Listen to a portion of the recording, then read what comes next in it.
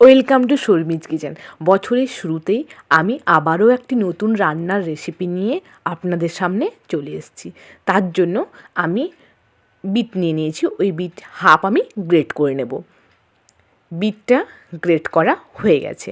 এবারে আমি গ্যাসের মধ্যে একটা কড়াই বসিয়ে নেব। কড়াইটা আমার গরম করা হয়ে গেছে। এবারে গ্রেট করা বিটটা আমি কড়াইয়ের মধ্যে দিয়ে একটু নুন দিয়ে দেবো। 1 চামচ আমি নুন দিচ্ছি। এবারে এটাকে ভালোভাবে আমি নেড়ে নেব। জানেন তো, শীতকালে সকালে জলখাবার মানেই আমাদের মাথায় আসে লুচি না হলে কচুরি। তাই আমি আজকে বানিয়ে নিচ্ছি বিটের লুচি।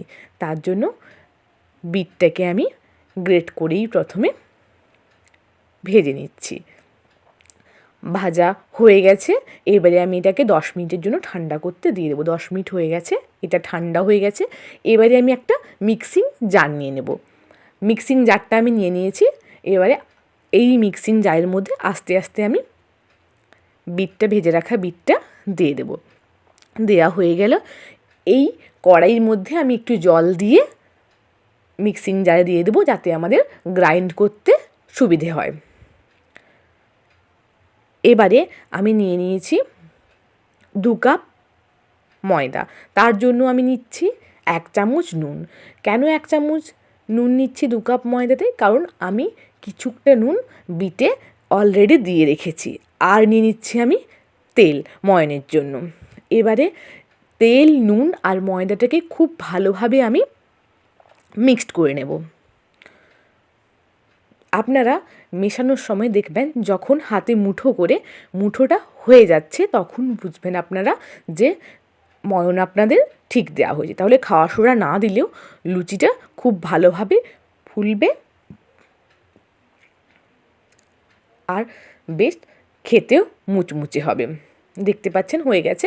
এবারে আমি এর মধ্যে যে বিটটা আমি গ্রাইন্ড করে নিয়েছি ওটা দিয়ে দেবো। এখানে কিন্তু আমি জল ইউজ করছি না। আমি হাফ বিট দিয়ে নিয়েছি 2 কাপ ময়দার জন্য। এবারে ভালোভাবে এটাকে মাখিয়ে নেব।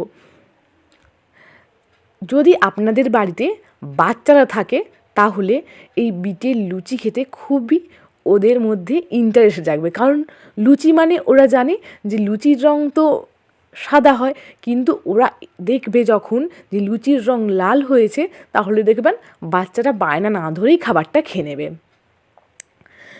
মাখানো হয়ে গেছে ময়দাটা আমার। এবারে আমি ময়দাটাকে রেস্টে রেখে দেবো 5 মিনিটের জন্য। 5 মিনিট পরে আমি এটাকে ছোট ছোট করে লেচি কেটে নেব। এবারে লেচি কাটা হয়ে গেলে এভাবে আমি গোল করে সবগুলো লেচিকে রেখে দেব। হয়ে গেছে।